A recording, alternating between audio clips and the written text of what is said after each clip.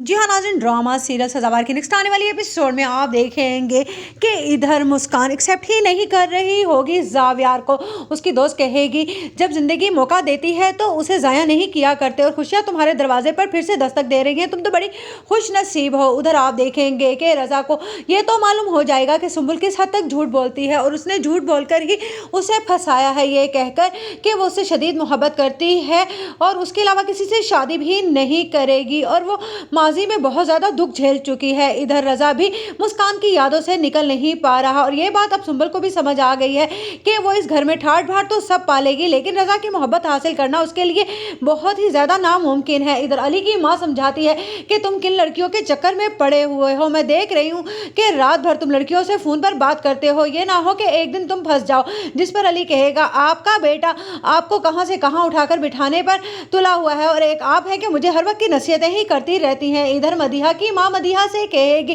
कि सभी भी वक्त है, संभल जाओ, मैं तो कहती हूँ कि मैं तुम्हारे लिए अच्छा रिश्ता देखती हूँ और तुम भी शादी करो और इस घर से जाओ, ये सुंबुल खुद ब खुद ठीक हो जाएगी। जिस पर मदीहा कहेगी इसे ठीक किए बगैर मैं इस घर से हरगिज़ नहीं जाऊँगी, इस घर में लाना इसको मेरी जिद था और इस घर से इसको निकालना भी मेरी ही जिद बन चुका है, इसने मुझसे मेरी दोस्तों के साथ मिलकर झूठ पर झूठ बोला है। जिस पर कहेगी मदीहा से उसकी माँ तो ठीक है, ये जो कुछ कर रही है इसे करने दो, इसके हाल पर छोड़ दो, तुमने अपने बाप को देखा है उनकी तबीयत खराब रहने लगी है और वो भी यही चाहते हैं कि अब इस रिश्ते को रज़ा अच्छे से निभाए, क्योंकि वो अगर इस बार भी टूट कर बिखर गया तो बहुत बुरी तरह से